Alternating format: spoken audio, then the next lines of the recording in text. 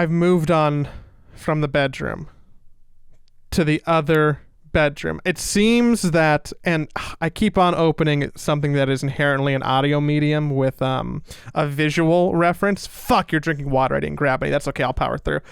Because the room I'm in no longer has lights. But I feel like we're making progress. You can kind of see me. I feel moody. I can see you. You look beautiful. That's a new camera there. Cap's got a new camera. You know how I can tell? Because I can see the definition of his forehead impressions. Yeah. I've got those expression lines. Because I do this a lot. I raise my eyebrows up a lot, and it creates wrinkles, and those are embedded in my forehead now. Yeah. I'm trying to do some. I can't really get there, but yours look good. Everything about your setup looks good. Everything about my setup looks passable. But no one cares about any of that because they're probably listening, driving to work, or playing Dota, or doing whatever else they do. Hopefully not anything gross or dirty because we're a pious podcast. But I am very sore. Yeah? Why are you sore, Joey? I'm very sore. I have jumped headfirst into the going back to the gym pool. Not literally in the pool because you have to like book a lane and there's like COVID restrictions, but like I've jumped headfirst back into the there is exercise and weightlifting to be had. And the first real weightlifting for like a solid, what has it been, 18 months? And I forgot how much I love and hate this feeling. I'm at a standing desk right now, which I think is helping me stay somewhat limber. But all things considered, I am once again conducting a podcast in pain. And I should probably stop doing that because I think it just makes me cranky, which is probably not the emotion that I should be when we're hanging out and having a good time. Yeah, it's you did a long workout today. We'll talk about your workout in a second here, but I need to air a grievance here, Joey. Yeah. I want the remember the what we said yesterday, that shame is a powerful tool in society. Shame is a powerful tool in society. I forget the context we were talking about that, but we're talking about Reddit threads and people having wrong opinions and airing those wrong opinions and whether or not you moderate them entirely out or you let them be to have a response. Now, I respect women. Need to air this, Joey. I feel normally we talk about things before we do them, but I'm standing on stage naked right now. Today at 4:10 p.m. What time podcast, Joe Daddy? Joey responds at 4:23 p.m. Nice. I'm at the gym, which is something definitely to talk about, but I'll let you know when I get home in like 60 to 90. Probably just need to shower, then I'm good to go early. Cap responds at 4:25, 2 minutes later. Dope. 7:05 p.m. You ready or what? 7:33 p.m. Joey responds, I've eaten, I'm home, I'm showering. 8:25 p.m. People can't see how much I'm pacing right now. He says he finished showering. And then we have a call. We have now started the podcast at 8:48 p.m. Joey, what the fuck happened? Wait, did you go work out for 3 hours? What the fuck? Okay. Let me step through this.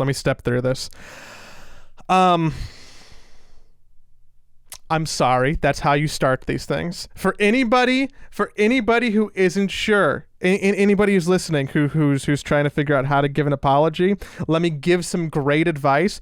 You start the apology by saying you're sorry, even if you don't mean it. It is a precursor. I'm not, and I do mean it because I am a genuine person who cares about your time and respects you and knows that I did not do a good thing today. But even if you don't mean it, start your apologies with "I'm sorry." Acknowledge the other person has a grievance, which I think, given the context clues that were just provided, is what is going on. I texted you from the parking lot of the gym before I went in. Okay. And I was thinking to myself, I'm going to be like a solid hour, maybe 90 minutes. And that's why I'm like, good workout times. I'll probably be 15 to 90 minutes. Yeah. The gym, let me, small tangent. I am now privileged enough to have a gym membership from work. I'm not paying for it. I am an LA Fitness member, which is probably doxing myself because you know where I live and a gym that I can go to. There's a lot of them, but please don't find me. There isn't one that is close to me, so I'm driving about 30 minutes to get there. So I'm like, oh, okay, I'll go to the gym. It'll be about an hour. I'll drive 30 minutes home. I'll take a shower. I'll do a podcast before dinner. That's what I was thinking. I was so incredibly wrong about that because step one, the gym time was much closer to 2 hours, and that's before the drive home. I was feeling myself. So yesterday was a shoulder and a back and like an abdominals day and like a chest day. It was all like the meaty front and back. And today was like an arms day, which is like less moving stuff. So I was like, let me supplement it with some cardio.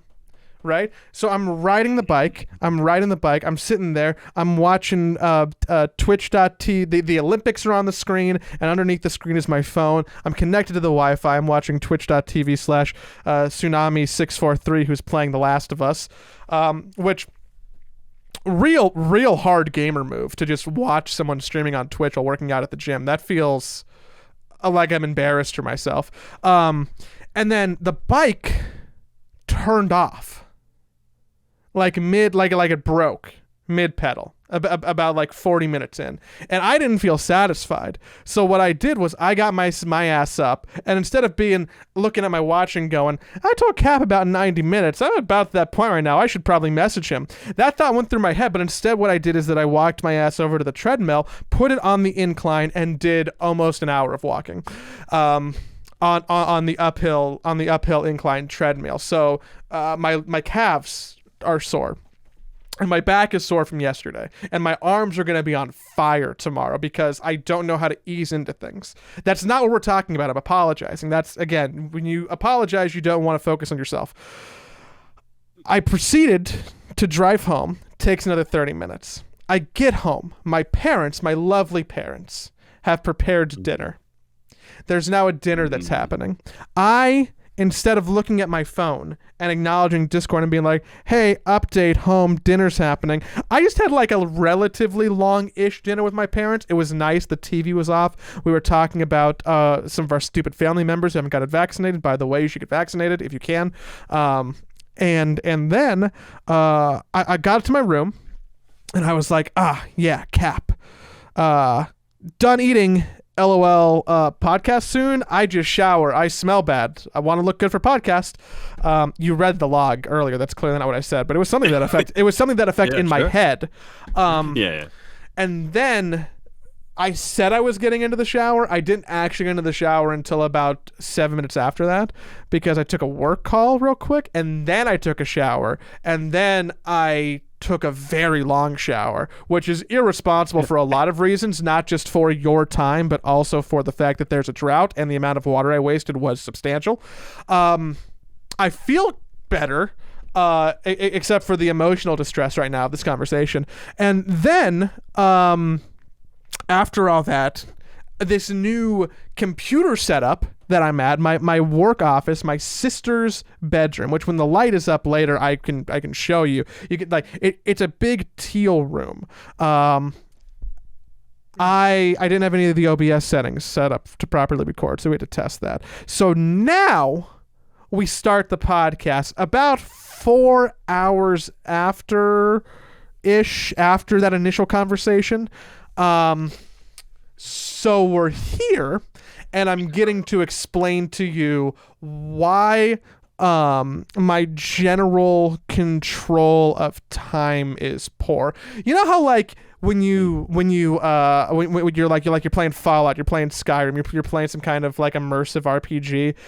You build out your character and you have your stat sheet. Yeah. I think that we can map humans to stat sheets like that, to character select sheets pretty well. You know, sometimes in order to like get more stats in something, you have to like, truncate other parts. Yes.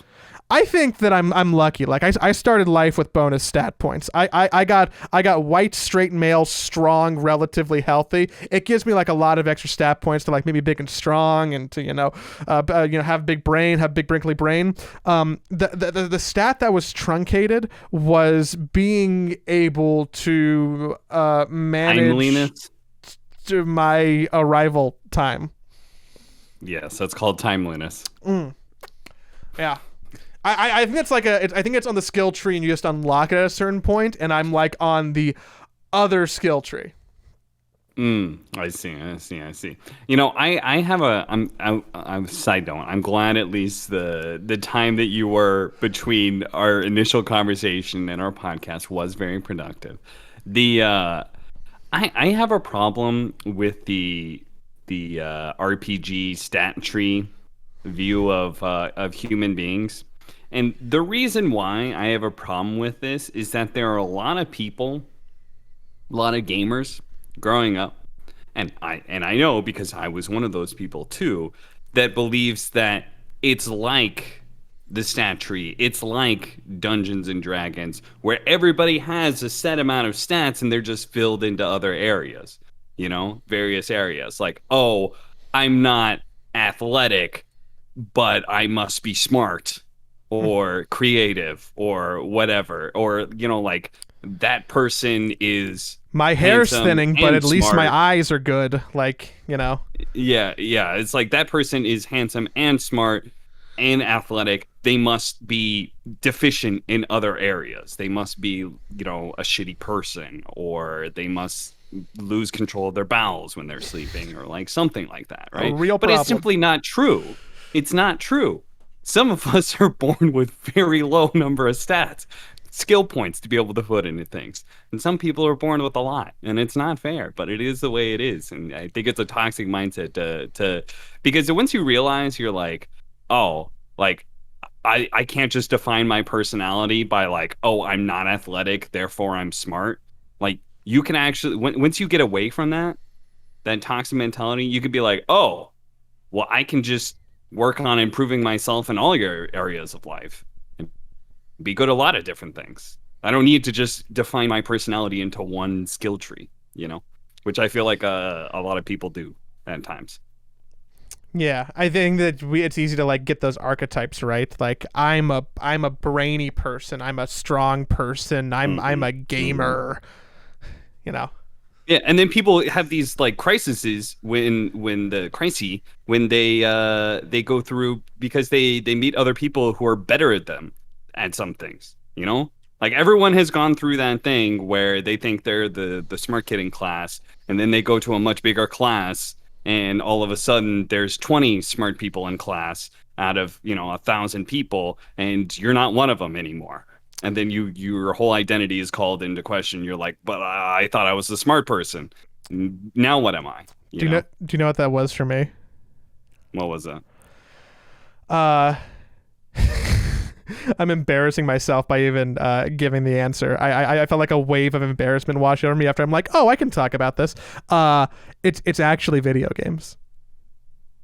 Oh, okay, it's actually video games. And some people might be like, oh man, Joey probably thought he was really better at math than everyone else, and then he went to college. Like, no, it was like there was, I would say, up until I was like 11, 10, before I really started playing games online, I was just shit stomping everybody in local multiplayer around me. Yeah. Like I was standard deviations better than all of my friends at any video game we were playing. Like it wasn't close or fair.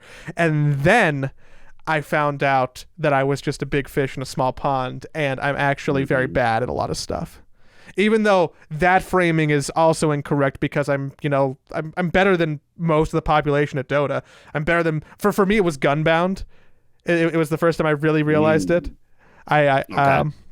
and I was better than most people at Gunbound, but like not even close to a one percenter. So it was actually video games that gave me that sensation for the first time. I'm like, oh, wait a second. I was like the kid who was good at video games, but I'm actually kind of shit. Oops. Yeah. I think we all go through that, like of our generation of gamers went through that a lot because when we started gaming, there wasn't online.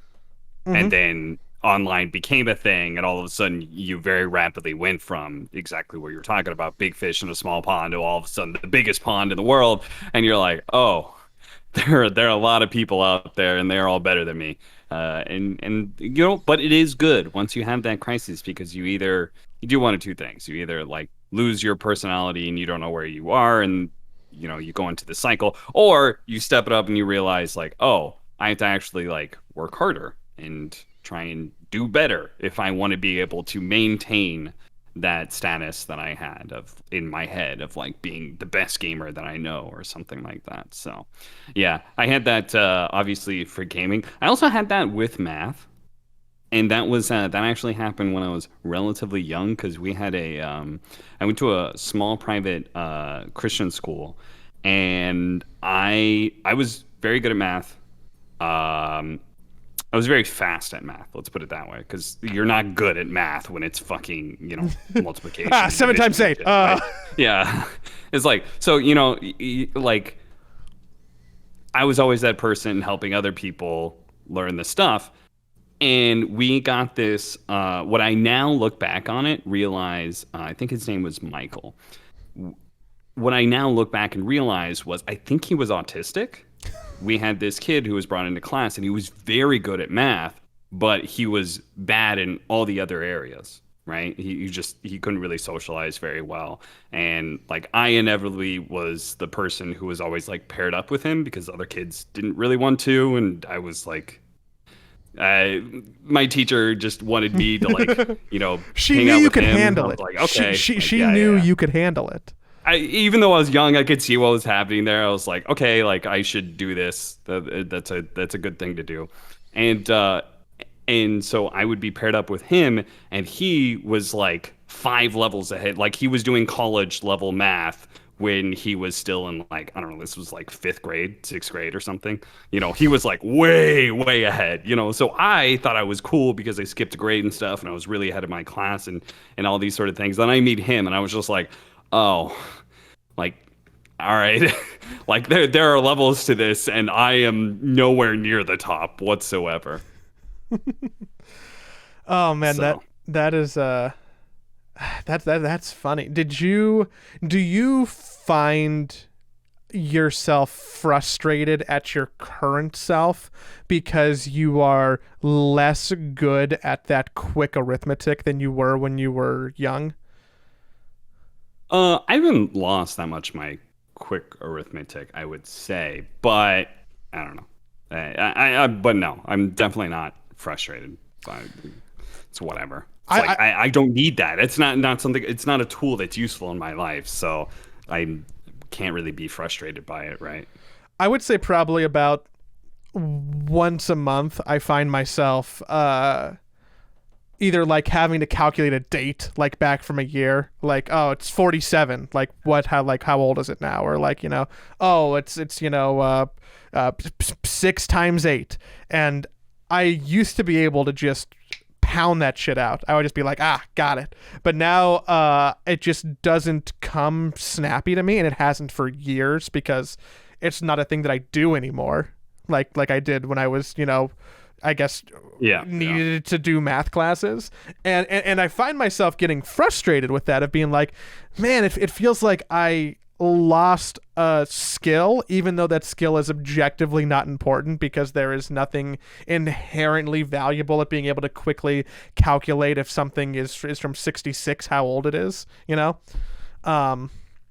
so I get a little bit of that with math currently.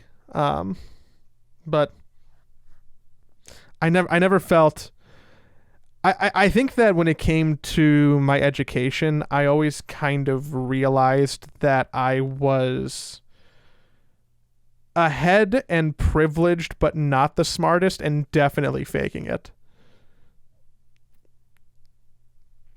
Yeah, no, that sounds about right.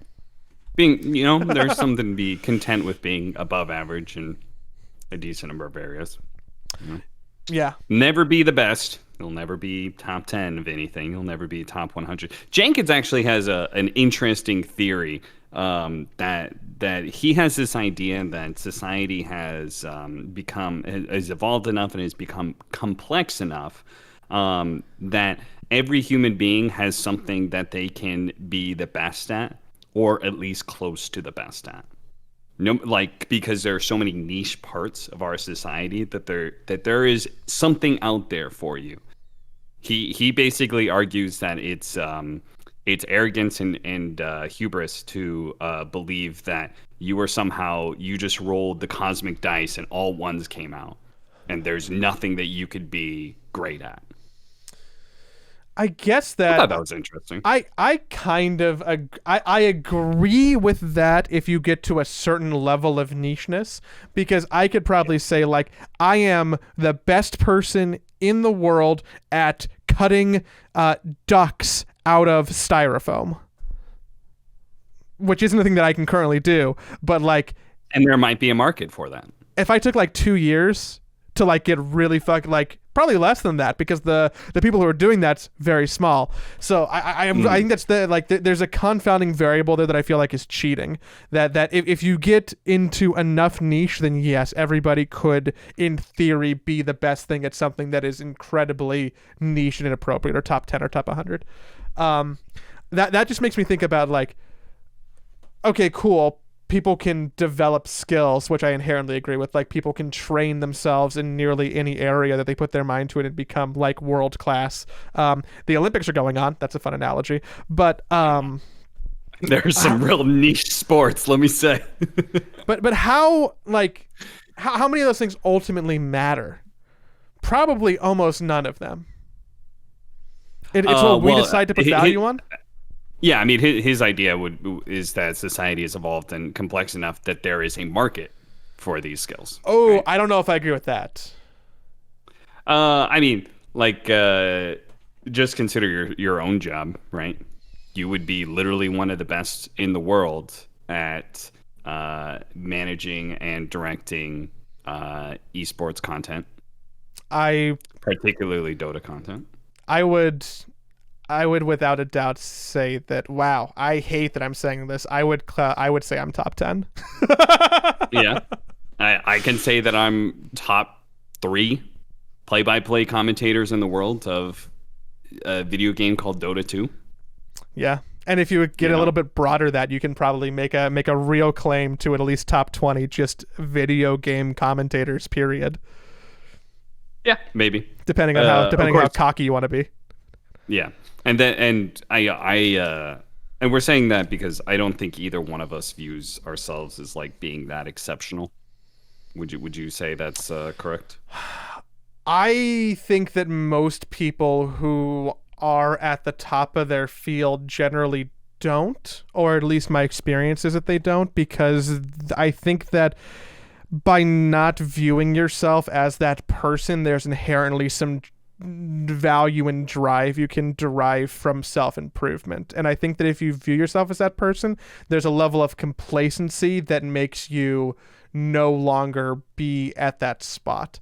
Because I think that there's like a hunger that is important to maintaining that level, at which probably being conceited and cocky doesn't help you with. Yeah. Okay. I would agree, but I guess the thing that I was getting at is that we are both the best.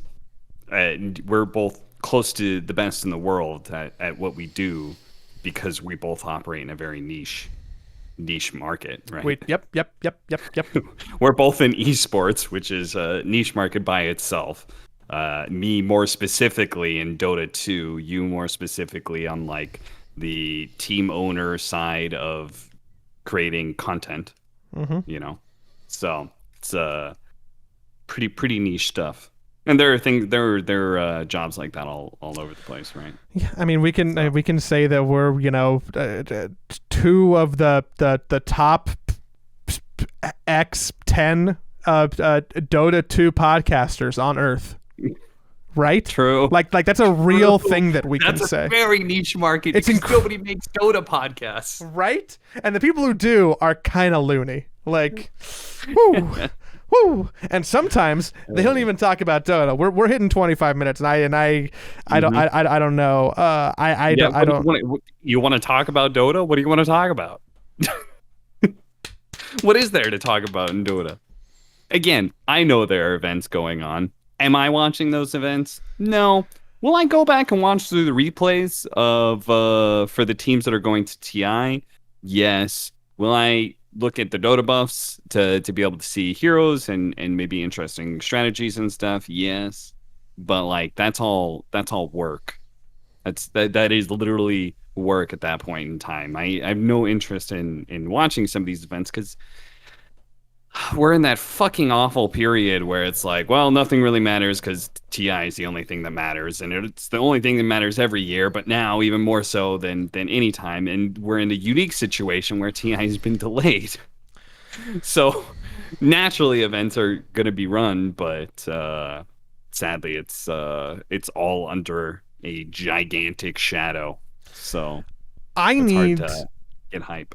I need to figure out something that we can do to fill time for literally 6 weeks. I mean, do we really need help filling time? I feel like we're pretty good at it by ourselves. I think we're pretty good. I think that it would be easier if I had a device to do so. But that would require an ounce of work from me. But like I look at the current landscape of what's going on and think to myself, well, shit, I'm just gonna have to be more funny on the podcast. Because what are we gonna like? You're playing RimWorld and streaming. Yeah. I'm just working and moving and trying to not be a fat piece of shit. And like I can load up Dota. You sent me an invite the other day. Maybe we could play some games. I've been playing a lot of Party Queue, Joey. You can join in on this. I know I should, but I'm not yet. I'm not yet. So it's like, where do we go from here? We talk about. We can give an update on what we talked about last time. BTS Pro Series is happening right now. In fact, in just 2 hours, it starts up for the Southeast Asia side of things, and then in a couple days' time, I believe, so like 2 days' time, BTS NA is going to be going on. Everybody's favorite team, Arkosh, will be playing in that, so that'll be a bit of fun. There's a new player who's going to be playing for Arkosh, yet to be announced, so look out for that. Then ESL One Fall is coming up sometime next week. There's qualifiers next week, yeah. There is indeed qualifiers for ESL One Fall, yeah. So I have no idea. 2 teams, apparently. 2 teams. We have no idea. They haven't announced teams at all for ESL One Fall. They haven't announced talent at all. And there's no way they could announce talent because I only just got a goddamn email today after waiting for a response about a month and a half. I tried to get me and Blitz to cast ESL One Fall because Blitz was interested in doing it. He's like, it's the only tournament I would work all year. So that would be fun. Unfortunately, ESL did not take that bait. They didn't take that opportunity. Their loss. So yeah, and then also they gave me remote, so I'm gonna be working ESL One Fall remote. I know they are gonna be doing in studio, but apparently they didn't want to fly me out. So they probably just get the Euros, make it easier. Does that mean that you can or can't go see your mother now? Oh no, it does. I got the email this morning and I was like, oh, fine. See, normally I wouldn't talk about this stuff like so publicly, but like, I'm sorry, but like, if I have to wait a month for you to be able to confirm something that I feel like should only take a week, like everybody has plans that they have to make. Like everybody has lives. We're not all just like sitting there, waiting for you to say, okay, we'll hire you, I guess. I'm trying to devil's advocate ESL and try and think like what could be like the possible snafus. Maybe they're understaffed because they're not normally operating this period. Maybe they don't know the real logistics is that of period 2020 and 2021, Joey. Is that period? Are they understaffed? Do they just understaff themselves for the teens and 20s? Is that? I would bet if you would talk to an ESL employee at a bar and you're like having your gin and tonic and you're pretending that this fantasy world you're doing that without masks on and you're like, so what's it like at ESL? Like, are you overworked or just understaffed? I bet they would look at you and go, yes. Just an assumption. Okay. Just a general assumption. Sure. General assumption, but I'm not talking about like, it's not like I'm talking Joe Blow ESL employee number 567, I'm talking to the director of talent and the director of Dota 2 and like, management, upper management. Like, guys, just pick. You already know your dates. Just take the talent you want. All right. It's not like there's negotiations for price and stuff. They already know the price, We don't like we pretty much as Dota talent, we give you the price for the year, like this is gonna be our rate, so you know what to expect for the entire year. It like the only time it changes, the only time we have to have that conversation, it's like, hey, rates have gone up. That's the only time these sort of things happen. So I finally booked my flights to go see my mom next week. Because I finally got the email confirming what I was doing, which I am not going to Sweden, so I was able to book a round trip. So maybe they there is no excuse for this, Joey. Don't I promise. There's no excuse for this. Know if the event's gonna be canceled. How could it? Global pandemic. Okay, but it's not like the teams are going to be there in person. They already ran several of these tournaments during a global pandemic. They don't have the teams there. They just need the talent. Yeah, I don't know why. That feels like an abrasively long period of time to make someone wait for a response. Yeah. Yes. Well, at least you'll get to be there remotely and see your mom and kill some time before TI and play another series on this patch. Right? Maybe? Where's I don't know. The fucking patch? The whole Dota community is going crazy. And I don't understand why Valve doesn't just say something. Are we going to get a patch before TI or are we not? Just let us know. Because all these tournaments are happening. So if we're going to get a patch at all, we should be getting it like now-ish, right? Because you've got the BTS Pro Series for Southeast Asia and NA. You've got ESL 1 Fall. Like that's going to give you a lot of test time, So you can get a final small little patch in, last second before TI just to make sure there's no bugs or anything like that. What's the length on the battle pass? Is that running out before TI now? Have they extended it? Is there going to be more battle passes? Is there going to be a battle pass patch? I assume they're extending it. I would have to assume so. That would be that'd be pretty wild for them to just shut it down early. I'm still salty about that. It's this person who would have bought the Spectre Arcana for $50 but doesn't want to spend $200 and something on it because they're a Spectre player. I'm like still kind of salty about that. And every time I load up Dota, I go, man, I would have given you $50 in the blink of an eye for my Spectre skin. But now I just feel icky. Now I just feel icky. I still feel icky about it. I'm close-ish. So I bought the 100 levels to start, right? And I did not buy any additional levels because I was like, Jesus, I had to spend that much in order to get a Spectre Arcana. And so I have not bought any, and I'm just playing out Cavern Crawl, quests, etc. And I'm now at level 187. The Spectre Arcana is at 325, I think. Or So how much 330, additional money are you willing to spend to get there at the end? That's the question for me. Is like I think I'm just gonna keep going on grinding these levels.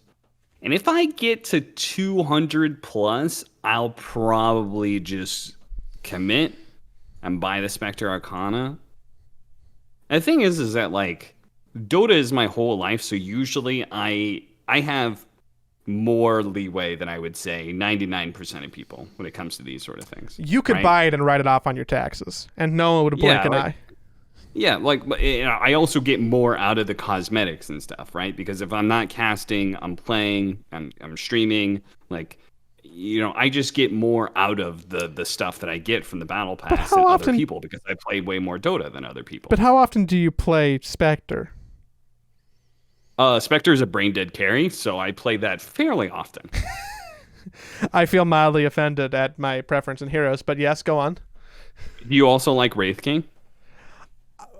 My favorite thing to do is to play Wraith King as a 4. Okay, well, that's a discussion for another time. But Wraith King is also a brain dead carry, and that's why I also play that hero because I'm not a carry player, but I sure as shit can play Spectre and Wraith King because they are literally the most brain dead carries in the game, if not most brain dead heroes in the game. They are incredibly easy mode to play. It's awful, and you know what's also awful right now? Terrorblade. I fucking hate that hero. I hate that hero. It's way too good. That is also a kind of a brain dead carry because now you just fuck off the jungle and throw your illusions down lanes or in the enemy jungle, and the enemy team has to constantly deal with this illusion that's hitting creep waves and farming in front of you, and some support's like, no, stop it, stop farming this gold, stop it, and it does anyway, right in front of them.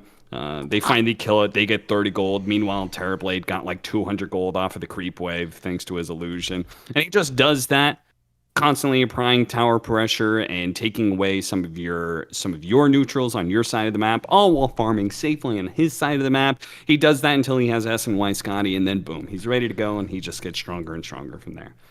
I fucking hate this hero. I think Terrorblade is only brain dead and competent at a certain like base MMR. I think you have to like know Dota well enough to know how to play Terrorblade like that. Sure, you have to know like. It's basically an easier version of Naga Siren in that you have to know like that you should put your illusions out there and farm certain areas of the map.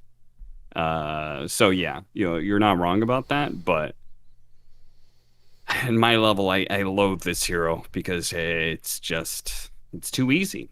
You beat it in lane, it can go to jungle almost immediately. It is still strong in lane because of meta. It has the highest starting armor in the game. Its illusions are incredibly annoying to deal with. It's the damage taken on the illusions has gone down 100%. It used to take 400% damage. Now only takes 300% damage. Over the course of like I don't know 3-4 years or something. I know that I was just talking about how my mouth skills have deprecated over the last couple of years, but I can tell you right away that's 100%. What's 100%? It's 100% less damage it takes. 400 minus 300 is 100%. It is indeed. Thanks. Good call, Joey. Yep. I don't know, but yeah. That's my Dota rant for the day. I hate this hero so much. And I told BSJ, pretty sure it was BSJ, at one of the ESL, this patch, the start of the patch, I was like, this TB hero feels really strong. Feels like it just farms up to get S and Y Scotty, and then you can't deal with it. And then you told me all the reasons why Terrorblade was a bad hero. But now, Who's towards the laughing? end of the match, Terrorblade, sure enough, is a very strong hero. And I can't stand it anymore, Toad. You know what that tells me? You know what that story tells me? Ah, You're a trendsetter. BSJ, Brian, trend follower. You, Cap, trendsetter. yeah, if only I was a carry player, and then I would have just spammed Terrorblade forever. But instead, you know what I'm doing? I'm playing Pudge. Spamming Pudge. Lots and lots of Pudge. I'm also playing Dota related. I'm playing. You were a big fan of auto chess, right? I was a mild fan of auto chess. Okay. I was a decent fan of auto chess. Like it was enjoyable, small doses A and, lot and of stuff people like still that. play TFT. I know that like Underlords is like kind of a dead game. I hate that phrase, but like I know that Riot keeps TFT to like a thriving community, and yeah, and I think that Hearthstone's Battleground is also like kind of still doing super well. All right. Well, I am here to sell you on a custom game. Atomic War is actually pretty fun. It's basically the combination of a battle chess with the best parts of ability draft because you're able to Ooh. get heroes and then you're able to buy abilities to make a hero like stronger or different in some way. You're able to buy items to make them stronger and then they just kind of go and fight. You can level up the heroes and stuff like that. It's very popular right now. I'm late to the game, so but I've been picking it up lately. It's really fun. It's actually more fun than I had in any of the auto chesses Are you so playing far. with friends, or are you just queuing in and then like listen to a podcast? I started playing with friends, but now I occasionally will play like when I was killing time, waiting for Joey. I thought you were gonna say DoorDash or your colonoscopy, but I guess I'm I also. basically spent my whole day killing time waiting for specific things. And the last one was waiting for Joey. So, But I'm but worth yeah, it, I baby. played it. I played Atomic War by myself. Also, Joey, maybe I can sell you on this other one called Dota Jam. I just looked into the search function for Atomic War and something popped up called Dota Jam, a rhythm beat matching game, now on Dota 2. I I like know you rhythm like games. rhythm I games. like Yeah. rhythm games. For a dude who has very meddling amounts of rhythm, big fan of rhythm games. Big fan. I'll have to go check those out. Mhm. I'll have to go check both those out. I'll go load up my client, and then I'll be like, oh man, custom game lobbies are still broken. What the fuck? And then I'll play them. Yeah. Yeah. Um, sorry, go ahead. I had if you don't have any stories, I've got one of the I had one of the most frustrating gaming experiences recently. Tell me that story, then I have a thing to talk about, and then we can wrap it out. That's a show outline, baby. After you. So I was playing this game last night. We had a birthday party for Hoppid and Luminous. I was They talking had to a Ken today. joint- I should tell him happy birthday. God damn it. Happy Yeah. birthday, Ken. They had a joint birthday celebration, invited some friends over, and went and did that. It was a lot of fun. We played some code names, and we played what else? Oh, we played that gas. Shit, what was that game? Where you have a prompt, and then you draw it, and then that gets passed on to somebody else, and they then write the prompt of what they think Oh, was the picture. Galactic phone? Gardic. Gardic phone? Gardic. Gardic phone. Yeah. You can play it on your phone, gardicphone.com. Highly recommend that. That was a great party game. I had a ton of fun with that, especially since it's on the phone, so everybody draws like shit. So, it's if you have no artistic abilities, So Ellie you feel a little can't bit cheat better about yourself. by being an artist. Yeah. Yeah, exactly. So, we played that. That was a lot of fun. Go home and my friends tell me about this game called Tribes of Midgard. And they sell it to me in that it's a roguelike. They know I play a shit ton of roguelikes. And I'm like, oh shit, it's a roguelike. Crafting game, not the biggest on crafting games. Tower defense game. Oh, okay. A roguelike tower defense game. And there's teams involved, you say. Like we can play together, cooperative. That is up my alley. Very nice. Um, they neglected to emphasize the MMO aspect of it. What? In that the action is very grindy. It is very MMO grindy, both the combat and the crafting in just a terrible degree. And it was my first game, and I think what normally happens on your first game is that you don't know what you're doing, and all of a sudden this big boss guy shows up, kills your throne. You spend like a half an hour doing this. But I was playing with three people that were relatively like had played a couple games, kind of knew what they wanted to do. They wanted to be able to get a successful run in. Yes, my friends. Okay. And they wanted to be able to get a successful run in. And as a result, this run ended up going 3 hours. Now, what happened in the first hour, for me, because there's crafting elements involved to it, was me running around just grabbing whatever I could grab, but not necessarily knowing what I should build or what I should be looking for to grab so I can build specific things, right? And, I asked for some help. They kind of guide me a little bit, but inevitably, I just fall behind, right? Because I don't know the crafting. I don't know where I'm going on the map. I don't know the efficient things to do. So naturally, it's a race against time. I am falling behind. I'm getting weaker. And the game punishes you to a just horrible degree. Once you get far enough behind, there are some things where it's just harder to kill things, so your weapon breaks sooner, so therefore you have to repair your weapon more often.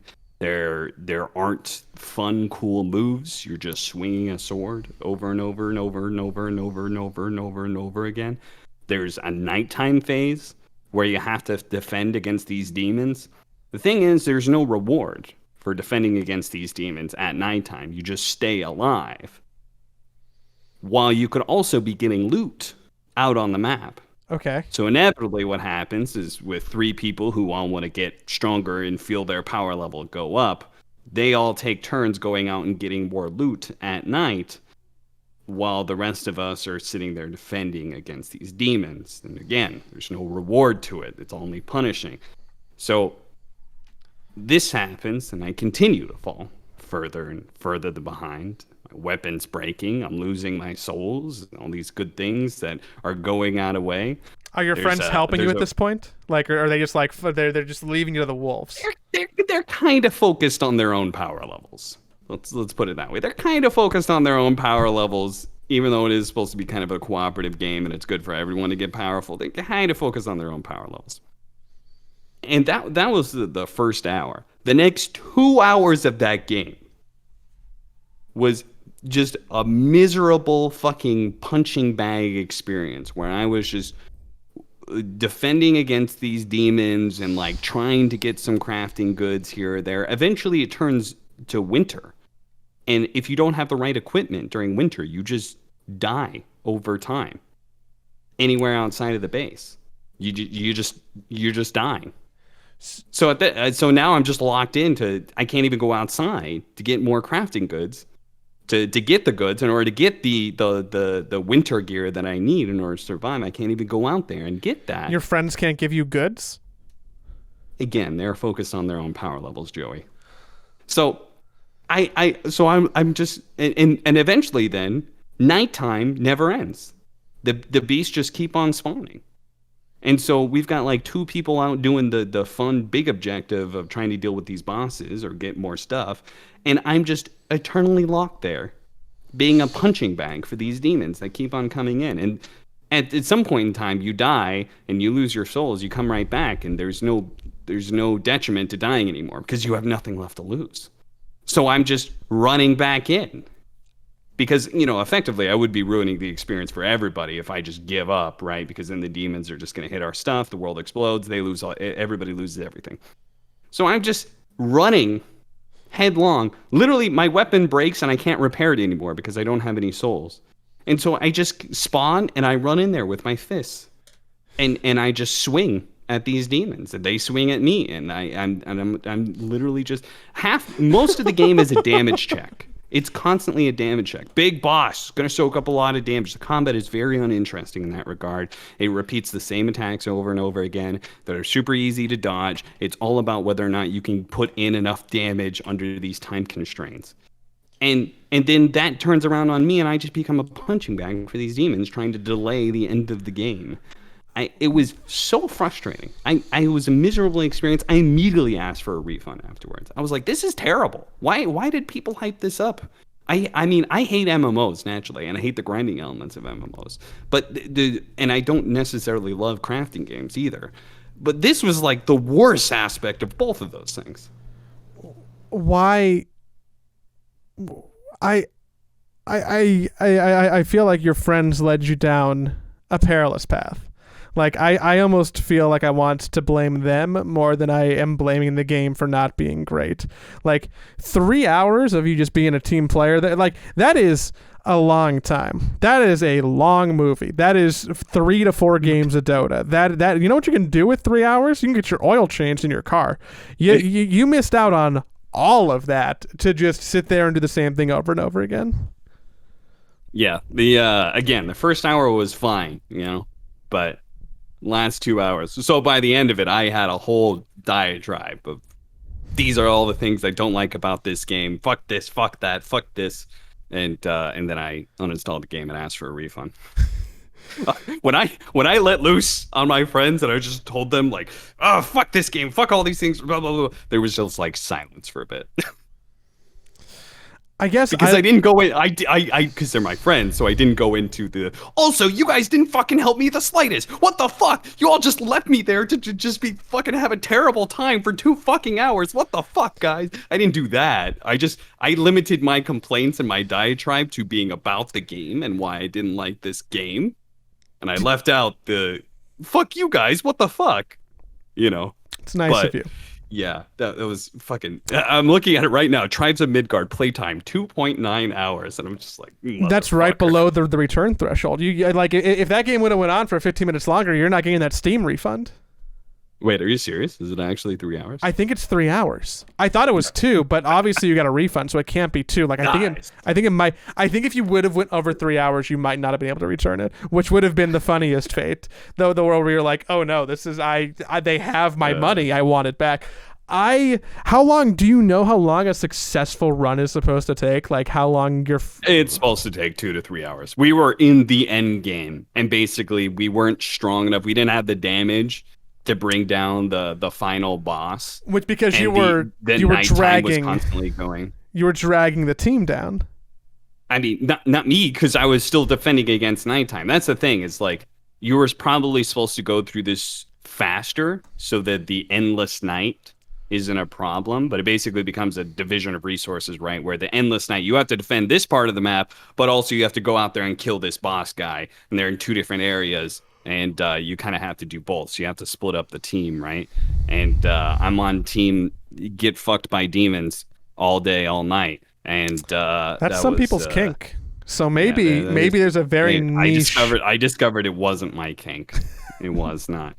So let me just say, Tribes of, we gave our reviews last time of some media and stuff. Tribes of Midgard, unless you really love, unless you're a really big like WoW fan and you love crafting games and shit, and you're just like, damn, that's my shit. Like, fucking avoid. Combat was boring. The everything was incredibly repetitive.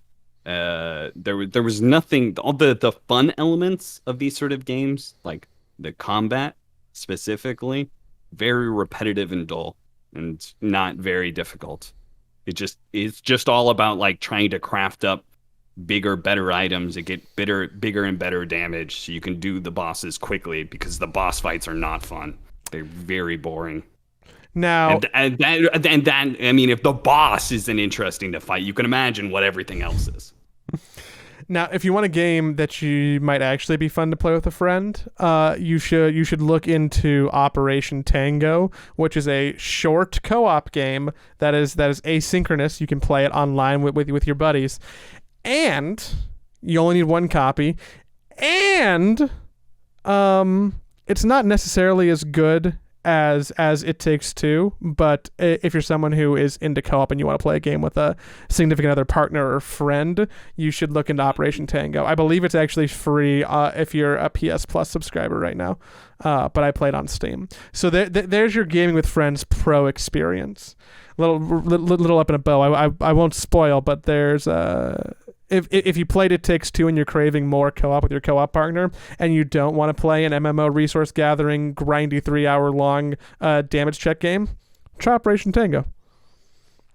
Yeah. I didn't finish. We did not finish It Takes Two yet. I really got to do that. That was a good game. I was gonna say, like, did you stop because you're like, or? We stopped. So it became highly recommended to me by BSJ. BSJ's like, I'm not normally into these kind of games, but you gotta play this. He kept on recommending it, and I was like, damn, if Brian feels this strongly about it, something other than Dota, like, all right, I'm definitely gonna check it out. Co-op game with LA, that sounds fun. And it definitely was. I had a lukewarm reception at first. I was like, okay, I can kind of see where this is going, and I could see how the mechanics could make this really fun, and I was looking forward to getting better and better, and it did. It kept on getting better and better, and I was told that, like, the area that we stopped is just about to get the area where it starts getting really, really fun. So it was also where the really dark elements of the story started to kick in as well, which I found very intriguing. I was not expecting that whatsoever. I mean, I guess I prefaced my recommendation of Operation Tango with the idea of if you've played It Takes Two, because if I were to rank all of my games that I've played this year, like games from 2021, I would have a very earnest and real case to make that It Takes Two might be my favorite game that came out in 2021 so far. Other considerations are like Hitman 3. But like It Takes Two is like is a pretty special co-op experience if you have a co-op partner and you haven't played it yet. Big wreck. Great for good friends if you're gamer friends. Good for your girlfriend or boyfriend who doesn't normally play video games, because you really don't need to have a lot of game knowledge to participate. Some helps, but like you really don't need a ton. Good for almost all pairing situations. So big up on It Takes Two. There's a world where I bet that I will round out 2021 with it in my top 3 for the year. So I agree with BSJ. That sounds about right. I could see that it was going to be a very, very good game, and I did enjoy myself. And it's especially fun with a significant other, I think. Because the whole story is about a husband and wife and their problems and issues. So there's a lot of poignant like things that could like probably cross over to your own relationship. There's also a lot of funny stuff that happens, especially if your relationship's bad.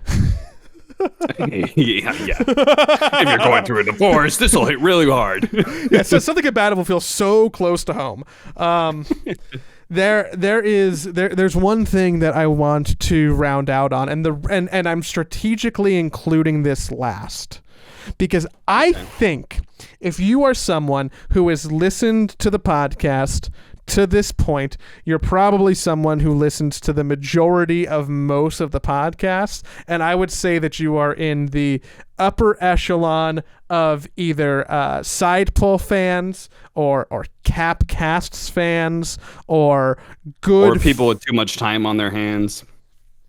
Yeah, I was gonna get there, but yes. So if you have rhymed, so that was cool. Yeah, it was pretty good. It's pretty good. He's a ton. He's a fucking pro. I have a request. I have a request, and I have some homework that I want to assign. I would like to request people vote for me in the Esports Awards. What? And this feels... I feel some kind of way about this. I genuinely feel some kind of way about this because I am the person who not very long ago was very publicly criticizing how much I do not like the Esports Awards because I think that they are misguided and kind of a popularity contest because that's what they have been, in my opinion. And I don't know if I've talked about this in the podcast, but over the course of the last year when the Esports Awards went from something that I was publicly complaining about to their staff to now, I'm actually on the voting panel for the Creative Awards. And I am I'm one of the fucking Illuminati who is choosing finalists and giving votes on it. So I've come from public bashing to someone who kind of knows some internal operations, and even though I still have some issues with it, I guess I've just become a shill because I am requesting personal support because the stuff that I do is basically across the board nominated in the creative category. No, BSJ is nominated as content creator. BSJ is nominated for content creator. Liquipedia is nominated for best, esports coverage platform. Fallen, one of our Counter-Strike pros, is nominated for personality of the year.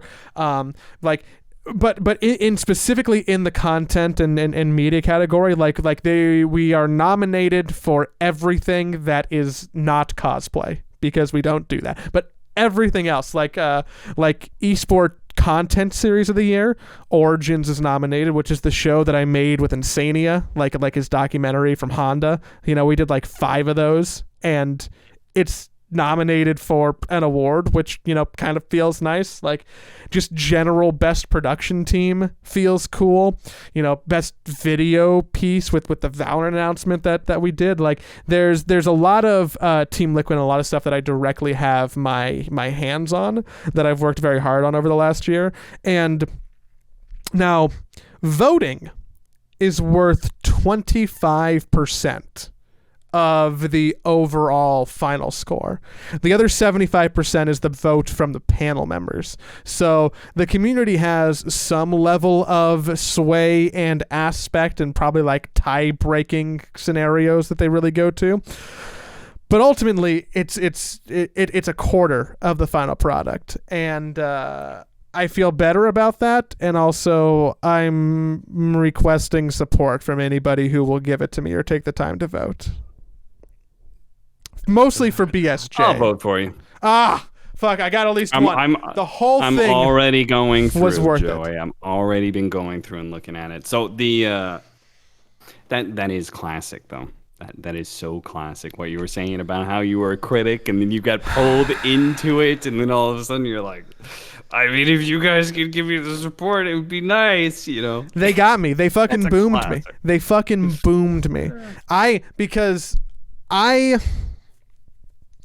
feel pretty strongly about the whole idea of put up or shut up. If you're going to complain about something, you should probably make an effort to make it better. An example of this, I complain about Dota content. I also actively try and make Dota content better. An example of this, I think the Esports Awards was bullshit. I complained about it. I got offered a spot to help out, and I'm like, welp, what better way to change the thing that I don't like than trying to act from the inside? So I'm going to spin your comment into some moral righteousness. Yeah, I would say the same here. So I was on, I think, the original, the very first round of Esports Awards. I think they put me on Esports Personality or something like that. Maybe I was in caster, maybe I wasn't. I don't remember. I'm not even sure if I retweeted or anything because I remember looking at the list and I was like, I'm not gonna get any votes. If I'm going to get it, because I remember Toby was on that list, and then there was also just a shit ton of other really high profile Anders and fucking yeah, Captain and this Flowers this was TI6 kind of area, right? So I was near the top of Dota casters at that point in time, but I definitely hadn't like drawn as many people as I had like a year or two later, right? So I was like, there's no way I'm gonna win this off of voting. So whatever. If the industry people vote for me, that's cool. If not, whatever. But I just figured I wasn't gonna win at all.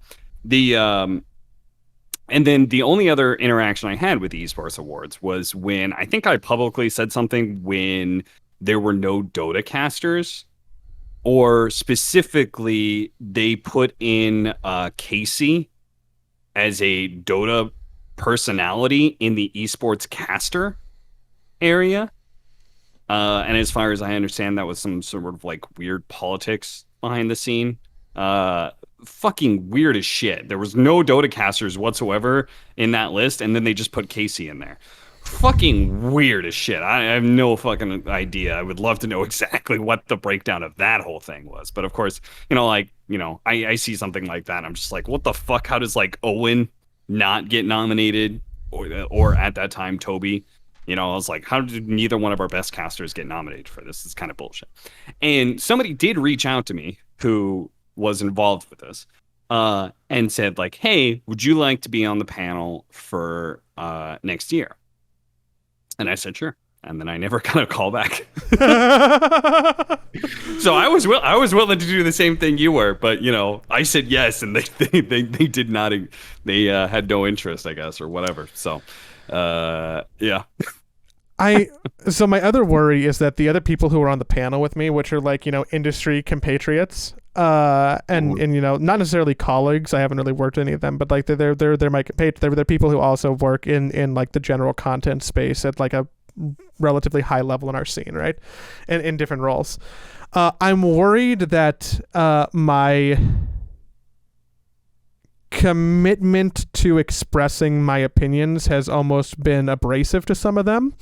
Because like I, for better or for worse, was like taking it kind of seriously. I'm like, oh, well, like if I'm going to commit the time to actually like work on this and help out, like I'm going to share my opinions. Like I really think that there should be a different category for editor, because the way that you're doing the category for videographer makes no sense, and it's like not an industry title.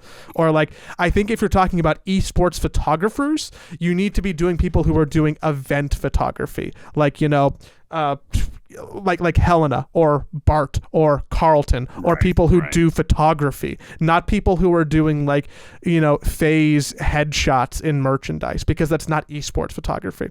Like so I am like a little bit self-conscious that in my caring I may have been abrasive to people, and I still feel like there might be an ounce of apathy, and I still don't totally have 100% confidence in the background organization. They'll never listen to this, right? But like I want to help them, and I put my best forward. They didn't nominate us for fucking esports podcast, so like they obviously don't listen to a category which doesn't exist, by the way. And if it did, and they nominated at least 20 people, we'd be in there. At least 20 people. Top 20. But yeah, if you're here, listen, esports content series of the year. All right, I see a podcast in there. All right, we could be included in. I unironically did put when we were doing like short lists, I recommended Position 6 as a podcast. Oh, nice. Yeah. I think that's fair. That's actual esports content as opposed to whatever the fuck we do and whatever Cinderins and Suns fan do. Yeah, I think they just actually talk about basketball. Yeah. Which isn't too different than whatever the fuck we do. If you're at this point, if you haven't already, if I can twist your arm to look up Esports Awards and just click all the Team Liquid people. Content team of the year, Team Liquid. I would appreciate. I need to know, what was your reaction to the Netflix series being on the list of esports content series of the year? Did you? Were you okay with that? That seemed blatantly unfair. And also, that's not esports. if there comes to be a conversation where that is going to win over something else, I am going to yell and kick and scream and talk about how stupid it is. I don't think it's going to get to that point. I think it's just included there for like a breadth of content, or maybe so that like Netflix retweets it. I bet it's like semi-political. No, that's exactly what it is. It's to get the director and Netflix and be like, oh, we were awarded for some award. We don't know what this is, but there's some award.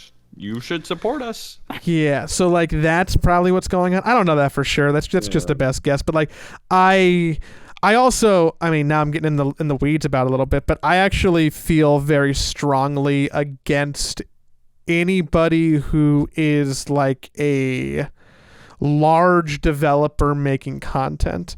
My biggest example of this is that I will personally not be voting for like any of the multi-million-dollar Riot pieces, because I do think they're better than other content pieces because people worked on them for 6 months with $1 million budgets and big teams. And I think that it would be the same for TrueSight, right? You would apply that same logic for TrueSight. Yes, I would apply the same logic for TrueSight. That one hurts me because I think TrueSight is like different than like an LCS commercial. But like I think that it seems like they distributed the awards like with a bit of like money and funding agnostic view. They don't really care about like, oh, they like, Riot, did this thing. But to me, I feel like it's really hard to compare something that Riot is doing to something that like, I don't know, Quincy Crew is doing, who isn't doing anything. There's probably a better example than that, anyone who doesn't have Tencent backing them and infinity money. Yeah, I think that's fair. I always thought it was weird when, like, of course, like, I see TrueSight, I'm like, well, I'm going to vote for that. But I look at all the other things and I'm just like, I don't know these things, but I'm like, this is blatantly unfair. Yeah, one of them is a movie with professionals that cost millions of dollars, and the other might have been made for some content team's salary on staff and props, like, So I think that trying to factor in money is very important. And that being said, I know some of the stuff that we've made at Liquid is kind of expensive, so I should reap what I sow a little bit. But you should vote for us. Specifically, I'm just gonna say, I made the content series of the year. I made a bunch of those episodes, and I do a lot of the stuff for production team of the year. So I'm just saying, like, it'd be cool if I can bring the award to the podcast, and then people could not give a fuck about it. But I'd appreciate your support. Joey, you should be more specific when you say vote for me. Because like people's initial reaction is like, oh, Joey's a category somewhere, and then also they don't know this is a Dota podcast. I know, or at least Dota in name, so they don't know about the Honda Origins esports thing that you're talking about. If you have not watched,